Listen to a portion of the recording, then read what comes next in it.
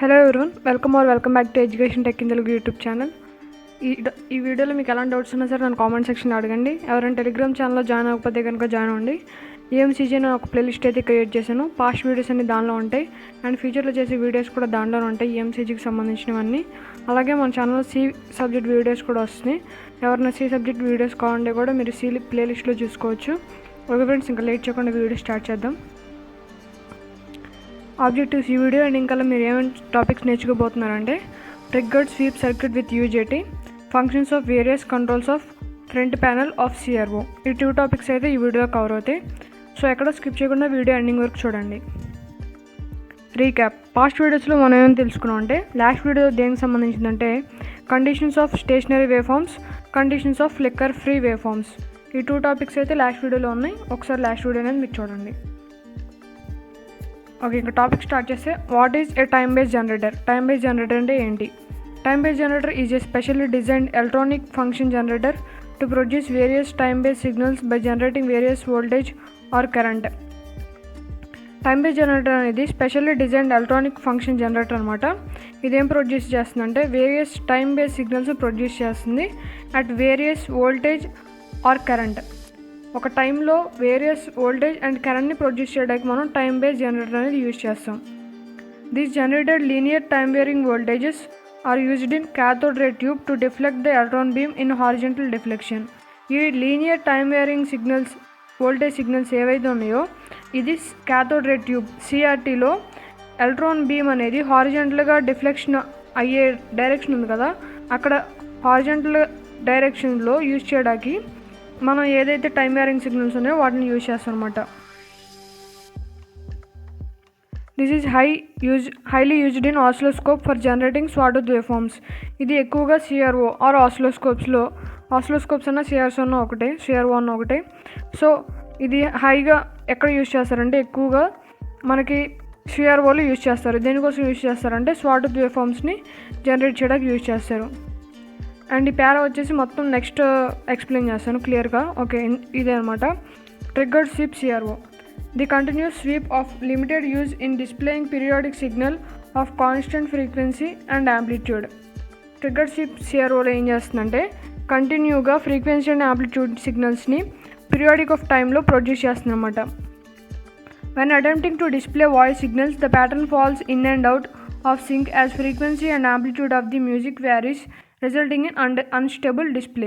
So ఎప్పుడైతే మనం voice signals కానీ మ్యూజిక్ సిగ్నల్స్ కానీ ప్లే చేస్తున్నామో, ఒక సాంగ్ తీసుకుంటే ఒక సాంగ్లో సేమ్ రిథమ్తో ఎప్పుడూ ఒక మ్యూజిక్ అనేది ఉండదు.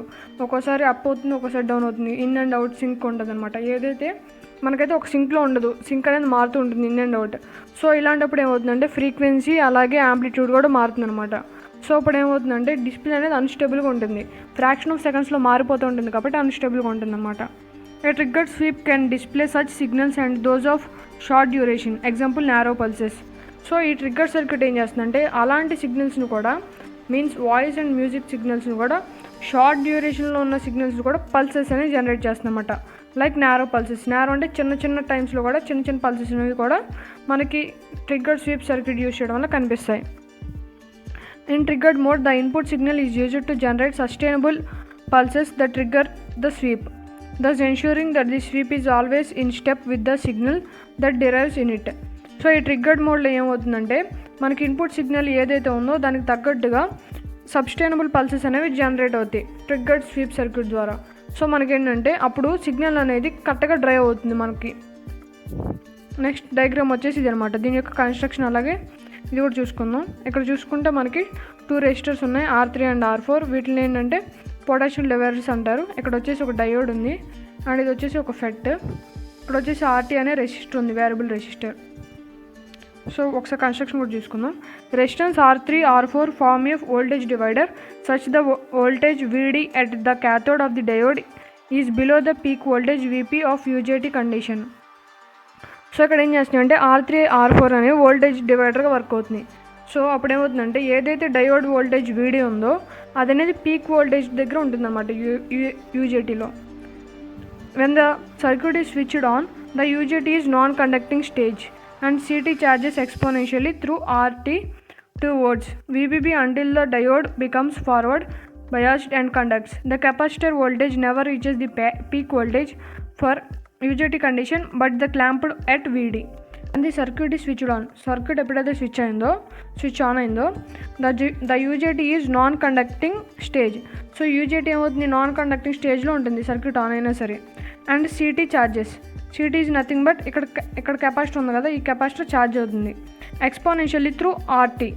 సో ఎలా ఇక్కడ నుంచి వచ్చిన వోల్టేజ్ వల్ల ఇక్కడ అనేది CT అనేది ఛార్జ్ అవుతుంది టువర్డ్స్ VBB నథింగ్ బట్ ఇక్కడ మనకి VBB ఉంది కదా, ఈ VBB నథింగ్ బట్ వోల్టేజ్ అనమాట. ఒక VBB అనే వోల్టేజ్ వరకు ఛార్జ్ అవుతుంది until the diode becomes forward biased. ఎక్కడ వరకు VBB నథింగ్ బట్ ఈ డయోడ్ ఉంది కదా, ఈ డయోడ్ ఫార్వర్డ్ బయాస్ అయ్యే వరకు మనకి కెపాసిటర్ అనేది ఛార్జ్ అవుతుంది అండ్ కండక్ట్ అవుతుంది. The capacitor voltage never reaches the peak.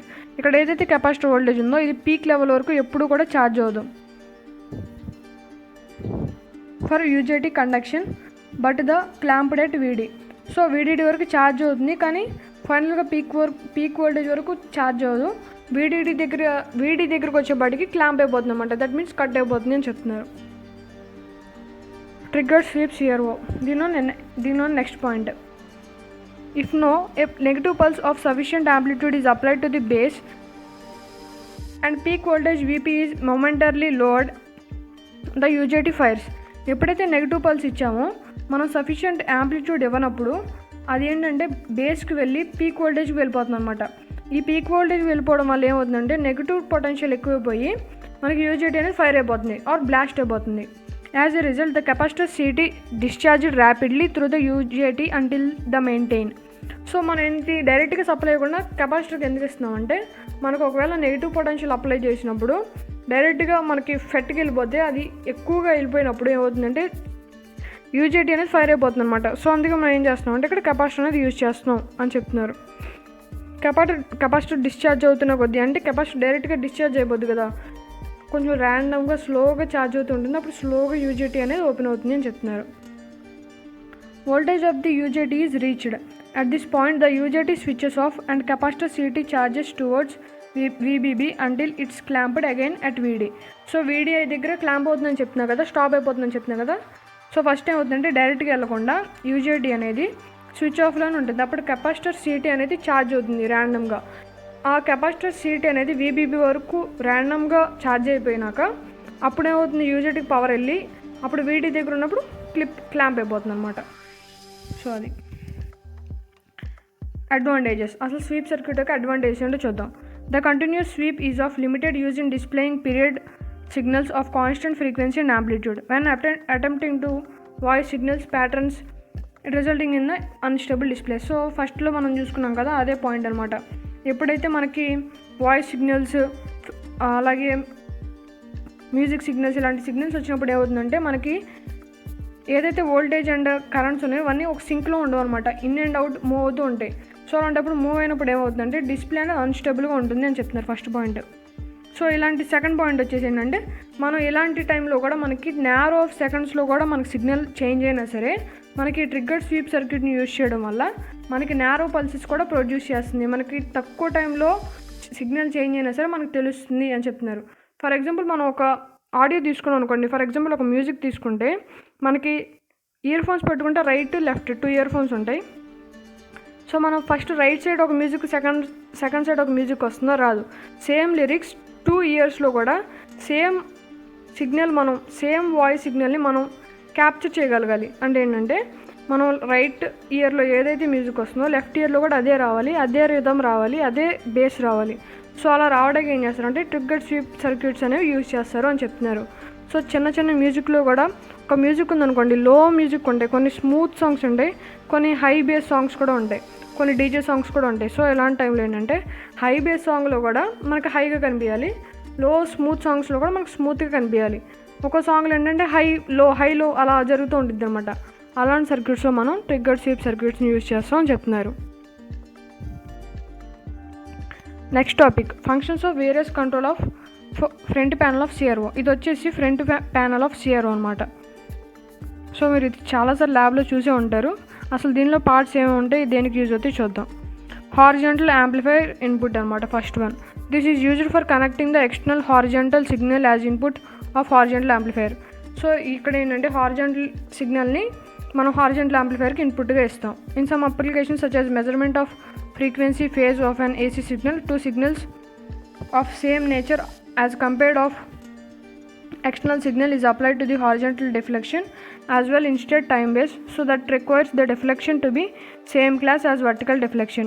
So కొన్ని టైమ్స్ ఏం చేస్తామంటే మనం ఈ హారిజాంటల్ సిగ్నల్ని హారిజాంటల్ యాంప్లిఫైర్కి ఇవ్వకుండా టైం బేస్ జనరేటర్ ఉంది కదా, టైం బేస్ జనరేటర్ ఒక సిగ్నల్ ఇస్తాం అనమాట.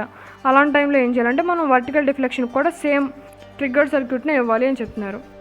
Vertical amplifier input, the signal under testing is connected to the vertical amplifier input. మనం ఏదైతే సిగ్నల్ టెస్ట్ చేయాలనుకుంటున్నామో దాన్ని వర్టికల్ యాంప్లిఫైర్ ఇన్పుట్కి ఇస్తాము. External sync input, synchronization of sweep to an external signal is possible if the external signal is applied to the sync input terminal. The sync selector selects the sync input. It is a 3-position switch internal external sync input line. So external sync input ఏదైతే ఉందో దానికి వచ్చేసి 3 positions ఉంటాయి అనమాట. First one వచ్చేసి switch, internal, అలాగే external sync. Next one వచ్చేసి input line. So 3 parts ఉన్నాయి, switch, internal, external sync, input line. So ఇవన్నీ ఎందుకు యూజ్ చేస్తారంటే మనకు స్వీప్ సర్క్యూట్ ఎక్స్టర్నల్ సిగ్నల్తో సింక్ అవ్వడానికి. ఇప్పుడు మన ఎక్స్టర్నల్ సిగ్నల్ ఉంది, అలాగే మనం ఒక ఇన్పుట్లో ఒక సిగ్నల్ ఇస్తున్నాం. ఈ రెండింటిని సింక్ చేయడానికి యూజ్ చేసేదే ఎక్స్టర్నల్ సింక్ ఇన్పుట్ అనమాట. Next calibration input, laboratory oscilloscope normally have internally generated and stabilised voltage of known amplitude which is used for calibration purpose. Usually the calibrating voltage has a square waveform. So calibration ఇన్పుట్లో ఏం చేస్తామంటే ల్యాబొరేటరీలో ఆసిలోస్కోప్స్లో నార్మల్గా generator and stabilised voltages అనేవి use చేస్తారు. Like వాటిని ఏమంటారు, amplitudes అంటారు అనమాట. జనరేటర్ అండ్ స్టెబిలైజ్డ్ వోల్టేజ్ని మనం యాంప్లిట్యూడ్ అంటాం. అది ఎందుకు యూజ్ చేస్తున్నారంటే క్యాలిబ్రేషన్ పర్పస్కి యూజ్ చేస్తున్నారు. నథింగ్ బట్ ఈ క్యాలిబ్రేషన్ పర్పస్కి యూజ్ చేసే వోల్టేజ్ వేవ్ ఫామ్ అనేది స్క్వేర్లో ఉంటుంది అని చెప్తున్నారు. Horizontal position control, this control is moving the pattern left to right and right to left on the screen. So horizontal position control అంటే నేమ్లోనే మనకు అర్థమైపోతుంది. ఏం చేస్తున్నాం, హారిజాంటల్గా right to left to right move అవ్వడానికి కంట్రోల్ చేసేదాన్నే హారిజాంటల్ పొజిషన్ కంట్రోల్ అంటాం. The X position of the spot is adjusted by varying the voltage between the horizontal plates. So మనం రైట్ టు లెఫ్ట్ మూవ్ అవ్వడానికి మనం దేనికి ఇన్పుట్ ఇస్తాం, horizontal deflection ప్లేట్స్కి ఇస్తాం. So అక్కడ వోల్టేజ్ చేంజ్ అవుతే మనకేమవుతుంది, right to left to right అని మూవ్ అవుతుంది. When the spot is in the centre position the 2 horizontal plates have same potential. That means మనకి స్పాట్ అనేది అటు ఇటు కదలకుండా జస్ట్ సెంటర్లో ఉందనుకోండి, అప్పుడు మనకేమర్థమవుతుంది, deflection plates horizontal and vertical deflection ప్లేట్స్కి సేమ్ వోల్టేజ్ వెళ్ళింది అని అర్థమవుతుంది. వోల్టేజ్ పొజిషన్ కంట్రోల్ ఇదేం చేస్తుంది, అప్ అండ్ డౌన్ ఏదైతే స్పాట్ ఉందో అది అప్ అండ్ డౌన్ మూవ్ అవ్వడానికి యూజ్ అయ్యి కంట్రోల్ చేసేదానికి యూజ్ అయ్యేది వర్టికల్ పొజిషన్ కంట్రోల్ అనమాట. ఇదేంటి, ఎప్పుడైతే మనకి సెంటర్లో ఉందో అప్పుడు 2 వర్టికల్ ప్లేట్స్కి సేమ్ పొటెన్షియల్స్ ఉన్నట్టు అర్థమవుతుంది. నెక్స్ట్ వేరియస్ ఇంకా డిఫరెంట్ టైప్స్ ఉంటాయి కదా, దానిలో టైమ్ అండ్ డివిజన్ కంట్రోల్ ఇదేం చేస్తుందంటే హారిజాంటల్ గెయిన్ని, విడ్త్ ఆఫ్ ప్యాటర్న్ని కంట్రోల్ చేస్తుంది. నెక్స్ట్ వోల్టేజ్ డివిజన్ కంట్రోల్ ఇదేం చేస్తుందంటే హైట్ ఆఫ్ ది ప్యాటర్న్ని కంట్రోల్ చేస్తుంది. ఎక్స్టర్నల్ ట్రిగ్గర్ ఏం చేస్తుందంటే ఏదైతే ఎక్స్టర్నల్ ట్రిగ్గర్ ఉందో దానికి సమ్ ఎక్స్టర్నల్ ఇన్పుట్ ఇస్తే హారిజాంటల్ డిఫ్లెక్షన్ పొజిషన్ అనేది మనకి కంట్రోల్ చేస్తుంది అన్నమాట. Coupling, it decides the mode of the input coupling, whether the input is vertical amplifier is to be AC coupled or DC coupled or ground. కప్లింగ్లో మళ్ళీ 3 ఉన్నాయి, AC, DC, ground. మనం ఏదైతే యాంప్లిఫైర్స్కి ఇస్తామో వర్టికల్ యాంప్లిఫైర్స్కి అది AC కపుల్డ్లో ఉందా, DC కపుల్డ్లో ఉందా are ground signal అనేది చెక్ చేస్తాం అనమాట. లెవెల్ ఏంటంటే యాంప్లిట్యూడ్ పాయింట్స్ని ఆ ట్రిగ్గర్ సిగ్నల్ని ఆ టైం బేస్ జనరేటర్ని లెవెల్ చేయడానికి మనం ఒకవేళ ట్రిగ్గర్ అనేది యాంప్లిట్యూడ్ ఎక్కువగా ఉందనుకోండి, అది ఎక్కువగా చూపిస్తుంది, సో తక్కువగా చూపిస్తుంది, లెవెల్ చూపిస్తుంది. ఈ లెవెల్ ఎలా చూపిస్తుంది అంటే మనం స్వీప్ సర్క్యూట్ నుండి ఒక జనరేట్ చేస్తాం కదా సిగ్నల్స్, దాని ద్వారా చూపిస్తుంది అన్నమాట. నెక్స్ట్ ఇంటెన్సిటీ అనేది కంట్రోల్ పొటాన్షియోమీటర్ అనమాట. ఇదేంటంటే ఇప్పుడు పొటాన్షియోమీటర్ అనేది క్యాథోడ్తో కనెక్ట్ అయి ఉంటుంది.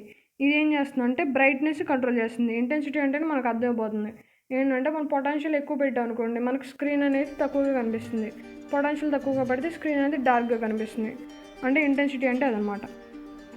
ఫోకస్ ఏం చేస్తుందంటే sharp trace on the screen. మనకి ఏదైతే స్పాట్ అనేది వచ్చి పడుతుందో అప్పుడు మనకి షార్ప్గా ట్రేసింగ్ అనేది కనిపిస్తుంది అనమాట. నథింగ్ బట్ స్క్రీన్ అనేది ఇంకా క్లియర్గా కనిపిస్తుంది అంతే. Astigmatism. It adjusts the voltage on the acceleration anode with respect to the vertical deflection plates on the CRT. ఇదేంటంటే వోల్టేజ్ అనేది యాక్సిలరేషన్ యానోడ్లో వర్టికల్ డిఫ్లెక్షన్ ప్లేట్స్ ఎలా చేంజ్ అవుతున్నాయో అలాగే యాక్సిలరేషన్ యానోడ్లో చేంజ్ అయ్యేలా చూస్తుంది వోల్టేజ్ని. This arrangement forms a cylindrical lens that corrects any defocusing that might be present. The adjust is made to obtain roundest part on the screen. So మనం చూస్తే ఏంటంటే ఫైనల్గా మనం డయాగ్రామ్ చూసుకుంటే మనకు రౌండ్గా కనిపిస్తుంది అనమాట. స్క్రీన్ అనేది రౌండ్గా కనిపిస్తుంది అనమాట సిగ్నల్ అనేది. ఈ రౌండ్గా కనిపించడానికి మనం ఆస్టిగ్మాటిజం అనేది యూజ్ చేస్తాం అనమాట. సో అది ఫ్రంట్ ప్యానల్. ఓకే, వీడియో అయితే అయిపోయింది. నెక్స్ట్ సమ్మరీ వచ్చేసి దీనిలో మనం ఏం డిస్కస్ చేసుకున్నామంటే ట్రిగ్గర్ స్వీప్ సర్క్యూట్ యూజ్ చేసుకున్నాం విత్ యూజేటీ. నెక్స్ట్ అలాగే front panel of CRO controls అనేవి యూజ్ చేసుకున్నాం. సో అవి డిస్కస్ చేసుకున్నాం. నెక్స్ట్ వచ్చేసి okay friends, thanks for watching. EMCG and C playlist అయితే నేను డిస్క్రిప్షన్లో ఇస్తాను. అలాగే టెలిగ్రామ్ ఛానల్లో కనుక ఎవరైనా జాయిన్ అవ్వకపోతే జాయిన్ అవ్వండి. ఆ లింక్ కూడా నేను డిస్క్రిప్షన్లో ఇస్తాను. So friends, thanks for watching. ఈ వీడియో మీకు నచ్చితే లైక్ చేయండి, ఎవరికైనా యూజ్ అయితే షేర్ చేయండి, అండ్ నా ఛానల్ సబ్స్క్రైబ్ చేసి నన్ను సపోర్ట్ చేయండి. Thank you friends.